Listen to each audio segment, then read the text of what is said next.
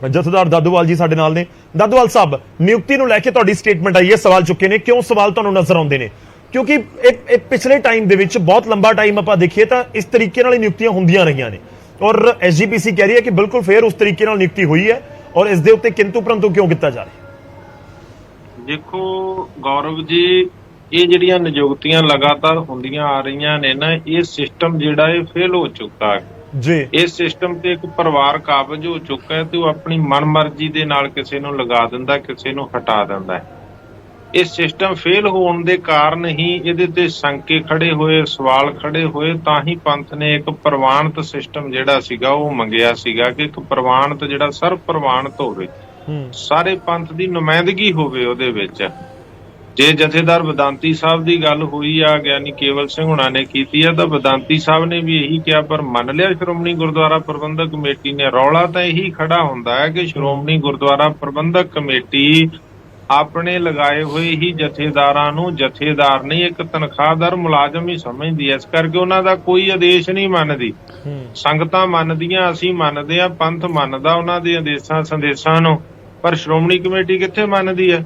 ਸ਼੍ਰੋਮਣੀ ਗੁਰਦੁਆਰਾ ਪ੍ਰਬੰਧਕ committee ਮੰਨਦੀ ਹੋਵੇ ਤਾਂ ਇਹ ਹੁਣ ਤੱਕ ਵਿਧੀ ਵਿਧਾਨ ਤਿਆਰ ਕਰ ਦਿੰਦੀ, ਜਿਹੜਾ ਬਦਾਂਤੀ ਸਾਹਿਬ ਨੇ ਕਿਹਾ ਸੀਗਾ। ਸ਼੍ਰੋਮਣੀ ਕਮੇਟੀ ਮੰਨਦੀ ਹੁੰਦੀ ਤਾਂ ਜਥੇਦਾਰ ਸਾਹਿਬ ਹਰਪ੍ਰੀਤ ਸਿੰਘ ਨੇ ਕਿਹਾ ਸੀ ਆਪਣਾ ਚੈਨਲ ਚਲਾਓ, ਇਹਨਾਂ ਨੇ ਅੱਜ ਤੱਕ ਨਹੀਂ ਚਲਾਇਆ। ਇਹ ਅਜੇ ਵੀ ਟੈਂਡਰਾਂ ਦੀਆਂ ਗੱਲਾਂ ਕਰ ਰਹੇ ਆ ਕਿ ਟੈਂਡਰ ਕੱਢਾਂਗੇ, ਟੈਂਡਰਾਂ ਤੇ ਸੱਦਾਂਗੇ, ਬੋਲੀ ਲਾਵਾਂਗੇ। ਜਥੇਦਾਰ ਨੇ ਕਿਹਾ ਵੀ ਟੈਂਡਰ ਕੱਢੋ, ਜਥੇਦਾਰ ਅਕਾਲ ਤਖਤ ਨੇ ਤਾਂ ਕਿਹਾ ਆਪਣਾ ਚੈਨਲ ਚਲਾਓ, ਪਰ ਇਹ ਜਥੇਦਾਰਾਂ ਦਾ ਹੁਕਮ ਮੰਨਦੇ ਹੀ ਨਹੀਂ ਆ, ਸੰਗਤਾਂ ਮੰਨਦੀਆਂ ਨੇ। ਇਹੀ ਸਿਸਟਮ ਜਿਹੜਾ ਇਹ ਫੇਲ ਹੋਇਆ ਕਰਕੇ ਹੀ, ਕਿਉਂਕਿ ਸ਼੍ਰੋਮਣੀ ਕਮੇਟੀ ਨੇ ਲਾਇਆ ਤੇ ਇੱਕ ਪਰਿਵਾਰ ਦੇ ਕਹਿਣ ਤੇ ਲਗਾਇਆ, ਇੱਕ ਪਰਿਵਾਰ ਦੇ ਕਹਿਣ ਤੇ ਹਟਾਇਆ। ਹੁਣ ਪੰਥ ਕਿੱਥੋਂ ਜੁੜਿਆ ਇੱਥੇ? ਕਿਹੜੇ ਪੰਥ ਨੂੰ ਪੁੱਛਿਆ ਦੱਸੋ? ਹੁਣ ਧਾਮੀ ਸਾਹਿਬ ਨੇ ਕਿਹਾ ਕਿ ਅਸੀਂ ਪੰਥ ਦੀ ਮੰਗ ਆ ਰਹੀ ਸੀ ਤੇ ਅਸੀਂ ਪੰਥ ਦੀ ਸਲਾਹ ਨਾਲ ਪਰਮਾਨੈਂਟ, ਤਾਂ ਫਿਰ ਉਹੀ ਗੱਲ ਆ ਵੀ ਪਰਮਾਨੈਂਟ ਬਾਹਰੋਂ ਲਿਆ ਕੇ ਲਾਉਣ ਦੀ ਲੋੜ, ਜਿਹੜਾ ਸੇਵਾ ਕਰ ਰਿਹਾ ਸੀ ਉਹਨੂੰ ਪਰਮਾਨੈਂਟ ਨਾ ਕਰਤਾ, ਕੁਛ ਨਾ ਕੁਛ ਤਾਂ ਇਹਦੇ ਪਿੱਛੇ ਪਰਦੇ ਦੇ ਪਿੱਛੇ ਮੈਂ ਵਿਚਾਰੇ ਰੁਕ ਰਿਹਾ। ਦੇਖੋ ਦੂਜਾ ਪੁਆਇੰਟ ਉਹਨਾਂ ਦੇ ਵੱਲੋਂ ਜੋ ਕਿਹਾ ਜਾ ਰਿਹਾ, ਉਹ ਕਹਿ ਰਹੇ ਨੇ ਕਿ ਜਿਹੜੀ ਨਿਯੁਕਤੀ ਹੋਈ ਹੈ ਕੌਣ ਕਰ ਰਿਹਾ? ਐਸਜੀਪੀਸੀ ਕਿਵੇਂ ਬਣੀ ਹੈ? ਲੋਕਾਂ ਨੇ ਵੋਟਾਂ ਪਾਈਆਂ ਨੇ, ਸਿੱਖ ਭਾਈਚਾਰੇ ਦੇ ਲੋਕਾਂ ਨੇ ਵੋਟਾਂ ਪਾਈਆਂ, ਉਸ ਤੋਂ ਬਾਅਦ ਨੁਮਾਇੰਦੇ ਚੁਣ ਕੇ ਆਏ ਨੇ, ਪ੍ਰਧਾਨ ਬਣਦਾ ਤੇ ਉਹੀ ਇੱਕ ਪ੍ਰੋਸੈਸ ਉਹੀ ਅਪਣਾਇਆ ਜਾ ਰਿਹਾ। ਇਸ ਦੇ ਵਿੱਚ ਐਸਜੀਪੀਸੀ ਪੰਜਾਬ ਤੱਕ ਸੀਮਤ ਆ। ਹੁਣ ਪਹਿਲਾਂ ਹਰਿਆਣੇ ਦੀਆਂ 11 ਸੀਟਾਂ ਹੁੰਦੀਆਂ ਸੀ, ਹੁਣ ਉਹ ਵੀ ਨਹੀਂ ਰਹੀਆਂ। ਔਰ ਕੀ ਐਸਜੀਪੀਸੀ ਜਿਹੜੀ ਚੁਣ ਕੇ ਆ ਰਹੀ ਆ ਉਹ ਤਾਂ ਕੇਵਲ ਪੰਜਾਬ ਤੱਕ ਸੀਮਤ ਆ। ਇੱਕ ਅੱਧੀ ਸੀਟ ਹਿਮਾਚਲ ਦੀ ਆ, ਰਾਜਸਥਾਨ 'ਚ ਵੀ ਸਿੱਖ ਨੇ, ਯੂਪੀ 'ਚ ਸਿੱਖ ਨੇ, ਦਿੱਲੀ 'ਚ ਸਿੱਖ ਨੇ, ਐਮਪੀ 'ਚ ਸਿੱਖ ਨੇ, ਔਰ ਭਾਰਤ ਛੱਡੋ ਵਿਦੇਸ਼ਾਂ 'ਚ ਸਿੱਖ ਨੇ, America, Canada, England, German, France, Pakistan, ਦੁਨੀਆ ਭਰ 'ਚ ਸਿੱਖ ਨੇ। ਸਿੱਖ ਜਥੇਬੰਦੀਆਂ ਨੇ, ਸਭਾ ਸੁਸਾਇਟੀਆਂ ਨੇ, ਕਿਹਨਾਂ ਦੀ ਪ੍ਰਵਾਨਗੀ, ਕਿਹਨਾਂ ਨਾਲ ਸਲਾਹ ਕੀਤੀ ਗਈ ਆ। ਔਰ ਫਿਰ ਇਹ ਜਿਹੜਾ ਝੂਠ ਬੋਲਿਆ ਜਾਣਾ ਕਿ ਪੰਥ ਦੀ ਸਲਾਹ ਦੇ ਨਾਲ, ਸਭ ਤੋਂ ਵੱਡਾ ਦੁਖਦਾਈ ਪੱਖ ਇਹ ਆ, ਪੰਥ ਦੀ ਸਲਾਹ ਤਾਂ ਕਦੇ ਪੰਥ ਨੂੰ ਤਾਂ ਸ਼ਾਮਲ ਹੀ ਨਹੀਂ ਕੀਤਾ ਜਾਂਦਾ। ਇਹ ਤਾਂ ਇੱਕ ਪਰਿਵਾਰ ਜਦੋਂ ਕਹਿ ਦਿੰਦਾ ਵਾ ਕਿ ਇਹਨੂੰ ਹਟਾ ਦਿਓ ਤੇ ਇਹਨੂੰ ਲਗਾ ਦਿਓ, ਉਸੇ ਤਰ੍ਹਾਂ ਹੋ ਜਾਂਦਾ ਵਾ। ਇਹਦੇ ਵਾਸਤੇ ਹੁਣ ਦੱਸੋ, ਇੱਕ ਪਾਸੇ ਸਾਰੀ ਗੱਲ ਸਮਝ ਨਹੀਂ ਆਉਂਦੀ ਕਿ ਇੱਕ ਪਾਸੇ ਧਾਮੀ ਸਾਹਿਬ ਕਹਿ ਰਹੇ ਕਿ ਜਥੇਦਾਰ ਸਾਹਿਬ ਦੀ ਸਵੈ ਇੱਛਾ ਦੇ ਅਨੁਸਾਰ ਅਸੀਂ ਕਰ ਰਹੇ ਹਾਂ, ਕਿਉਂਕਿ ਸਵੈ ਇੱਛਾ ਸੀ ਕਿ ਉਹ ਇੱਕ ਜਗ੍ਹਾ ਦੀ ਸੇਵਾ ਛੱਡਣੀ ਚਾਹੁੰਦੇ ਸੀਗੇ, ਤਾਂ ਉਹ ਸੇਵਾ ਦਮਦਮਾ ਸਾਹਿਬ ਦੀ ਵੀ ਛੱਡੀ ਜਾ ਸਕਦੀ ਸੀ, ਅਕਾਲ ਤਖਤ ਤੇ ਪਰਮਾਨੈਂਟ ਕੀਤੇ ਜਾ ਸਕਦੇ ਸੀ। ਬਾਕੀ ਜਿਹੜੀ ਸਵੈ ਇੱਛਾ, ਉਹਦੇ ਵਾਸਤੇ ਐਮਰਜੈਂਸੀ ਮੀਟਿੰਗ ਰਾਤ ਤੱਕ ਕਿਹਾ ਜਾ ਰਿਹਾ ਸੀ, ਨਾਲੇ ਹਿਡਨ ਏਜੰਡਾ ਜਥੇਦਾਰ ਦਾ ਤੇ ਏਜੰਡਾ ਹੀ ਨਹੀਂ ਸੀ ਉਸ ਮੀਟਿੰਗ ਦੇ ਵਿੱਚ। ਰਾਤ ਤੱਕ ਸਾਰੀਆਂ ਤਾਂ ਪਹਿਲਾਂ ਹੀ ਸੀ, ਉਹ ਤਾਂ 24 ਘੰਟੇ ਪਹਿਲਾਂ ਹੀ ਸ਼ੁਰੂ ਹੋ ਗਿਆ ਸੀ ਕਿ ਜਥੇਦਾਰ ਸਾਹਿਬ ਦੀ ਕੁਰਸੀ ਜਾ ਸਕਦੀ ਹੈ। ਨਹੀਂ, ਪਰ ਇਹਦੇ ਵਿੱਚ ਹਿਡਨ ਏਜੰਡਾ ਨਾ ਦੇਖੋ, ਏਜੰਡੇ 'ਚ ਹੈ ਹੀ ਨਹੀਂ। ਐਗਜ਼ੈਕਟਿਵ ਦੇ ਏਜੰਡੇ 'ਚ ਕਿਤੇ ਜਥੇਦਾਰ ਲਫ਼ਜ਼ ਹੈ ਕਿ ਜਥੇਦਾਰ ਤੇ ਕੋਈ ਨਵਾਂ ਲਾਉਣ ਤੇ ਚਰਚਾ ਕਰਨੀ ਜਾਂ ਹਟਾਉਣ ਤੇ ਚਰਚਾ ਕਰਨੀ ਹੈ। ਇਹ ਤਾਂ ਜਿਹੜਾ ਐਗਜ਼ੈਕਟਿਵ ਕਮੇਟੀ ਦਾ ਏਜੰਡਾ ਸੀ ਐਮਰਜੈਂਸੀ, ਉਹਦੇ 'ਚ ਕਿਤੇ ਹੈ ਹੀ ਨਹੀਂ ਆ। ਰਾਤ ਤੱਕ ਸਾਰੇ ਸਫਾਈਆਂ ਦਿੰਦੇ ਰਹੇ ਕਿ ਇਹ ਤਾਂ ਯੂਨੀਫਾਰਮ ਸਿਵਲ ਕੋਡ ਦੇ ਉੱਤੇ ਜਿਹੜਾ ਹੈਗਾ ਵਿਚਾਰ ਚਰਚਾ ਕਰਨ ਵਾਸਤੇ ਆ।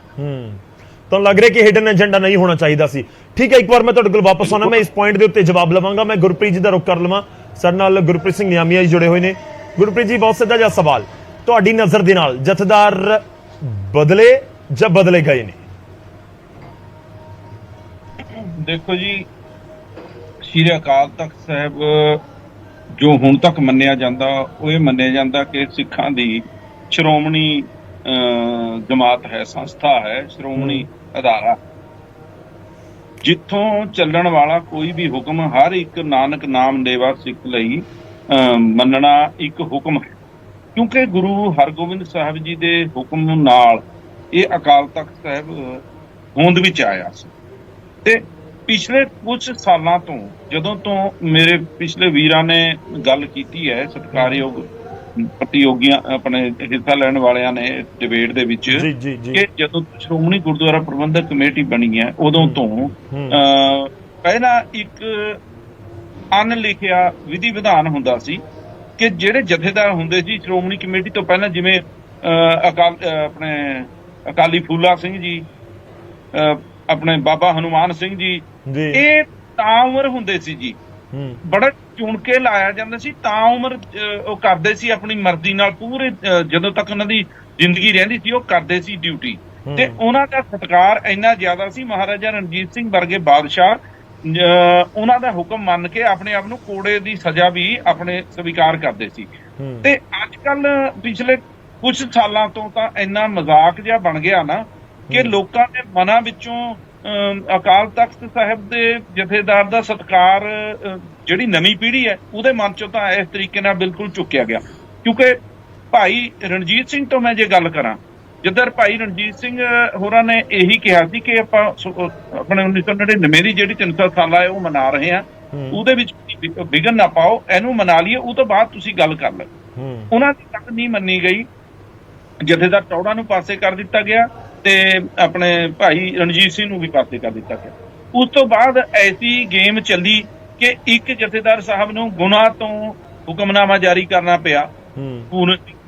ਉਹਨਾਂ ਤੋਂ ਬਾਅਦ ਵੀ ਇੱਥੇ ਹੋਰ ਜਥੇਦਾਰ, ਮਤਲਬ ਕਿ ਇਹ ਕੋਈ ਗੱਲ ਨਹੀਂ ਹੈਗੀ ਕਿ ਜੇ ਕਿਸੇ ਨੂੰ ਜਥੇਦਾਰ ਦੀ ਕਾਰਜਸ਼ੈਲੀ ਪਸੰਦ ਨਾ ਆਵੇ ਤਾਂ ਉਹਨੂੰ ਬਦਲ ਦਿੱਤਾ ਜਾਵੇ, ਇਹ ਨਹੀਂ ਹੋਣਾ ਚਾਹੀਦਾ। ਔਰ ਦੂਸਰੀ ਗੱਲ, ਸ਼੍ਰੋਮਣੀ ਗੁਰਦੁਆਰਾ ਪ੍ਰਬੰਧਕ ਕਮੇਟੀ ਮੰਨਿਆ ਅੱਜ ਦਾ ਆਪਾਂ ਕਹਿ ਸਕਦੇ ਹਾਂ ਕਿ ਖਾਲਸਾ ਪੰਥ ਹੈ ਜਿਵੇਂ ਦਾਅਵਾ ਕੀਤਾ ਜਾਂਦਾ, ਪਰ ਮੇਰਾ ਸਵਾਲ ਇਹ ਹੈ ਕਿ ਇਹ ਖਾਲਸਾ ਪੰਥ ਦੀ ਜਿਹੜੀ ਚੋਣ ਹੈ ਉਹ 6 ਸਾਲ ਤੋਂ ਦੀ, ਉਹਨੂੰ ਕਿਵੇਂ ਅਸੀਂ ਜਾਇਜ਼ ਮੰਨੀਏ? ਉਹ ਤਾਂ ਇੱਕ ਤਾਂ ਇਲੀਗਲ ਹੋ ਗਈ ਨਾ, ਜਦੋਂ ਚੋਣ ਹੀ ਨਹੀਂ ਹੋਈ 6 ਸਾਲ ਤੋਂ ਉਹ ਚੱਲੇ ਵਧੀਕ ਉਤੇ ਰਹੇ ਨੇ, ਤਾਂ ਉਹਨਾਂ ਨੂੰ ਕੀ ਹੱਕ ਹੈ ਇਸ ਤਰ੍ਹਾਂ ਉਹ ਕਰਨ ਦਾ? ਨਹੀਂ, ਉਹਦੇ ਵਿੱਚ ਪੁਆਇੰਟ ਇਹ ਵੀ ਹੈ ਨਿਆਮੀਆਂ ਜੀ, ਉਹ ਕਹਿੰਦੇ ਨੇ ਕਿ ਇਲੈਕਸ਼ਨ ਕੌਣ ਰੁਕਵਾ ਰਿਹਾ ਹੈ ਜਾਂ ਕੌਣ ਨਹੀਂ ਹੋਣ ਦੇ ਰਿਹਾ, ਕਿ ਉਹ ਤਾਂ ਰੈਡੀ ਨੇ ਕਿ ਕਰਵਾਓ ਇਲੈਕਸ਼ਨ। ਇਹ ਤਾਂ ਸਮੇਂ-ਸਮੇਂ ਦੇ ਉੱਤੇ ਤੁਸੀਂ ਵੀ ਖੁਦ ਜਾਣਦੇ ਹੋ ਕਿ ਡਿਮਾਂਡ ਉੱਠਦੀ ਰਹੀ। ਤਾਂ ਤੁਸੀਂ ਚੰਗੀ ਤਰ੍ਹਾਂ ਜਾਣਦੇ ਹੋ ਇਹ ਜਿਹੜਾ ਮੁੱਦਾ ਉੱਠਿਆ ਸੀ ਕਿ ਇਲੈਕਸ਼ਨ ਕਰਾਓ, ਇਹਦੇ ਵਿੱਚ ਹਰਿਆਣਾ ਦੇ 11 ਮੈਂਬਰ ਨੇ, ਉਹਨਾਂ ਨੂੰ ਇੱਕ ਤਰ੍ਹਾਂ ਹੁਣ ਪੰਜਾਬ, ਜਿਵੇਂ ਵੀਰ ਜੀ ਨੇ ਗੱਲ ਕੀਤੀ ਹੈ ਦਾਦੂਵਾਲ ਸਾਹਿਬ ਨੇ, ਕਿ ਪੰਜਾਬ ਦੇ ਪੱਧਰ ਦੀ ਸ਼੍ਰੋਮਣੀ ਕਮੇਟੀ ਰਹਿ ਗਈ ਹੈ ਤੇ ਜਿਹੜੇ ਹਰਿਆਣਾ ਦੇ 11 ਮੈਂਬਰ ਸੀ ਉਹਨਾਂ ਨੂੰ ਕੌਣ ਹਟਾਊਗਾ? ਜਦੋਂ ਤੱਕ ਉਹ ਕਾਨੂੰਨੀ ਤੌਰ ਤੇ ਹਟਾਏ ਨਹੀਂ ਜਾਂਦੇ ਵਿੱਚੋਂ, ਉਹਨਾਂ ਦੀ ਜਗ੍ਹਾ ਆਪਣੇ ਪੰਜਾਬ ਵਾਲਿਆਂ ਦੀ ਅਲੱਗ ਉਹ ਨਹੀਂ ਬਣਦੀ, ਉਦੋਂ ਤੱਕ ਚੋਣ ਹੋ ਹੀ ਨਹੀਂ ਸਕਦੀ, ਕਿਉਂਕਿ ਉਹਨਾਂ ਨੂੰ ਹਟਾਉਣ ਦਾ ਕੰਮ ਪਾਰਲੀਮੈਂਟ ਦਾ, ਤੇ ਪਾਰਲੀਮੈਂਟ ਕੌਣ ਇੰਨਾ ਰਿਸਕ ਲਊਗਾ ਜੀ? ਕੌਣ ਜਾਊਗਾ? ਉਹ ਕਰਾਉਣਾ ਤਾਂ ਇਹਨੇ ਨਹੀਂ ਹੁੰਦਾ ਨਾ, ਇੱਕ ਪ੍ਰਪੋਜ਼ਲ ਤਾਂ ਭੇਜਣੀ ਪੈਂਦੀ ਹੈ ਨਾ ਵੀ ਹਾਂ ਜੀ ਇਹ ਸਾਡੇ ਜਦੋਂ ਸ਼੍ਰੋਮਣੀ ਗੁਰਦੁਆਰਾ ਪ੍ਰਬੰਧਕ ਕਮੇਟੀ ਆਪਣੇ ਨੂੰ ਸਿੱਖਾਂ ਦੀ ਨੁਮਾਇੰਦਾ ਜਮਾਤ ਮੰਨਦੀ ਹੈ ਤਾਂ ਗੁਰਦੁਆਰਾ ਪ੍ਰਬੰਧਕ ਕਮੇਟੀ ਨੂੰ ਇਹ ਪ੍ਰਪੋਜ਼ਲ ਭੇਜਣੀ ਚਾਹੀਦੀ ਹੈ ਕਿ ਹਰਿਆਣਾ ਵਾਲੇ ਜੋ 11 ਮੈਂਬਰ ਵਿੱਚੋਂ ਹਟਾਏ ਗਏ ਨੇ, ਵੱਖਰੀ ਕਮੇਟੀ ਬਣੀ ਹੈ, ਤਾਂ ਉਸ ਕੱਢਿਆ ਜਾਵੇ ਤੇ ਜਿਹੜੀ ਪੰਜਾਬ ਲੈਵਲ ਦੀ ਜਿਹੜੀ ਕਮੇਟੀ ਹੈ ਉਹ ਅਲੱਗ ਕੀਤੀ ਜਾਵੇ। ਜਦੋਂ ਉਸ ਤੋਂ ਬਾਅਦ ਚੋਣਾਂ ਵੋਟਾਂ ਬਣਨੀਆਂ, ਉਸ ਤੋਂ ਬਾਅਦ ਚੋਣ ਹੋਣੀ ਹੈ। ਇਹ ਤਾਂ ਲੰਬਾ ਪ੍ਰੋਸੈਸ ਹੈ, ਇਹ ਇੰਨੀ ਜਲਦੀ ਨਹੀਂ ਹੋਣ ਵਾਲਾ। ਇਹ ਤਾਂ ਇੱਕ ਜਿਵੇਂ ਕਹਿੰਦੇ ਨੇ ਟਿੰਡ 'ਚ ਕਾਨਾ ਪਾਉਣਾ, ਟਿੰਡ 'ਚ ਕਾਨਾ ਪਾਉਣ ਵਾਲੀ ਗੱਲ ਹੋਈ ਹੈ, ਹੋਰ ਕੁਝ ਨਹੀਂ ਹੈ। ਠੀਕ ਹੈ। ਹਾਂ, ਜਥੇਦਾਰ ਸਿੰਘ ਜੀ ਆਪਣੇ ਸ੍ਰੀ ਕੇਸਗੜ੍ਹ ਸਾਹਿਬ ਦੇ ਜਥੇਦਾਰ ਸੀ, ਸਭ ਤੋਂ ਵੱਧ ਅੰਮ੍ਰਿਤਸਰ ਸਾਹਿਬ ਰਹਿੰਦੇ ਸੀ, ਉਹਨਾਂ ਦਾ ਬਹੁਤ ਚਿਰ ਤੋਂ ਰੌਲਾ ਚੱਲ ਰਿਹਾ ਸੀ ਕਿ ਉਹ ਬੜੇ ਯਤਨਸ਼ੀਲ ਨੇ ਕਿ ਮੈਨੂੰ ਬਣਾਇਆ ਜਾਵੇ, ਚਾਹੇ ਹੈੱਡ ਗ੍ਰੰਥੀ ਬਣਾ ਦਿਓ ਦਰਬਾਰ ਸਾਹਿਬ ਦੇ ਜਾਂ ਮੈਨੂੰ ਅਕਾਲ ਤਖਤ, ਬਹੁਤ ਚਿਰ ਤੋਂ ਯਤਨਸ਼ੀਲ ਨੇ, ਸਾਨੂੰ ਪਤਾ ਸੀ। ਚਲੋ ਮੈਂ ਰਿਐਕਸ਼ਨ ਲਵਾਂ, ਮੈਂ ਇੱਕ ਰਿਐਕਸ਼ਨ ਲਵਾਂ, ਤੁਹਾਡੀ ਗੱਲ ਬਹੁਤ ਇੰਪੋਰਟੈਂਟ ਹੈ। ਮੈਂ ਭਾਈ ਮਨਜੀਤ ਸਿੰਘ ਜੀ, ਕੇਵਲ ਸਿੰਘ ਜੀ, ਮੈਂ ਤੁਹਾਡੇ ਕੋਲ ਆ ਰਿਹਾ, ਪਹਿਲਾਂ ਭਾਈ ਮਨਜੀਤ ਸਿੰਘ ਜੀ ਦਾ ਰੁਖ ਕਰ ਲਵਾਂ। ਮਨਜੀਤ ਸਿੰਘ ਜੀ, ਐਸਜੀਪੀਸੀ ਜੋ ਵੀ ਤਰਕ ਦੇ ਰਹੀ ਹੈ, ਅੱਜ ਪੈਨਲ ਦੇ ਵਿੱਚ ਜਿੰਨੇ ਵੀ ਲੋਕ ਮੌਜੂਦ ਨੇ ਉਹ ਕੋਈ ਵੀ ਉਸ ਦੇ ਨਾਲ ਇਤਫਾਕ ਨਹੀਂ ਰੱਖ ਰਿਹਾ। ਹੁਣ ਪੁਆਇੰਟ ਇਹ ਹੈ, 2-3 ਚੀਜ਼ਾਂ ਜੇਕਰ ਤੁਸੀਂ ਵੀ ਉਸ ਦੇ ਉੱਤੇ ਗੌਰ ਕਰੋ ਜਾਂ ਫਿਰ ਲੋਕਾਂ ਤੱਕ ਗੱਲ ਪਹੁੰਚਾ ਪਾਓ, ਕਿ ਇੱਕ ਤਾਂ ਪੰਜਾਬ ਤੱਕ ਸੀਮਿਤ ਹੋ ਗਈ, ਤੁਸੀਂ ਉਸ ਨੂੰ ਕਿਵੇਂ ਕਹਿ ਸਕਦੇ ਹੋ ਕਿ ਉਹ ਸਾਰਿਆਂ ਨੂੰ ਰਿਪਰੈਜ਼ੈਂਟ ਕਰ ਰਹੀ ਹੈ, ਤੇ ਦੂਜੀ ਗੱਲ ਕਿ 6 ਸਾਲ ਆਲਰੇਡੀ ਹੋ ਗਏ, ਇਲੈਕਸ਼ਨ ਨਹੀਂ ਹੋਏ, ਉਸ ਦੇ ਉੱਤੇ ਵੀ ਕਿੰਤੂ ਪਰੰਤੂ ਹੈ।